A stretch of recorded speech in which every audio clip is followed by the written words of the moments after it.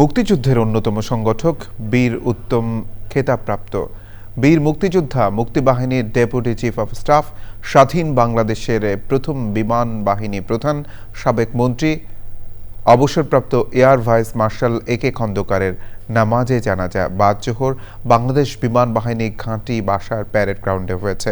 প্রধান উপদেষ্টা প্রফেসর মোহাম্মদ ইউনুস জানাজায় অংশ নেন।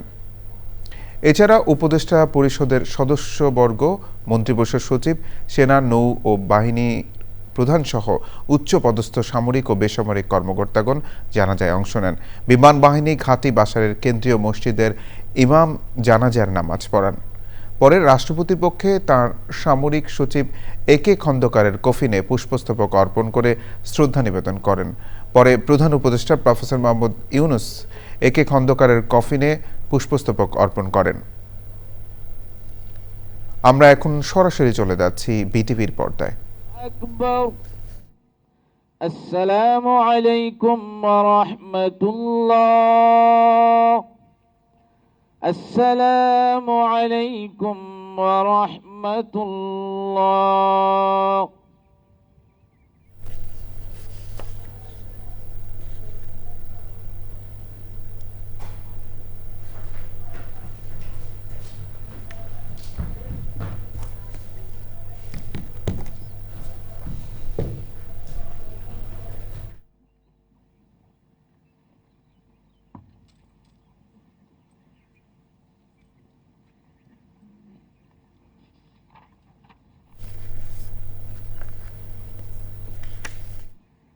সম্মানিত সুধী, অনুষ্ঠানের এ পর্যায়ে পালিত হবে মরহুমের কফিনে পুষ্পস্তবক অর্পণের মাধ্যমে শ্রদ্ধা নিবেদন পর্ব।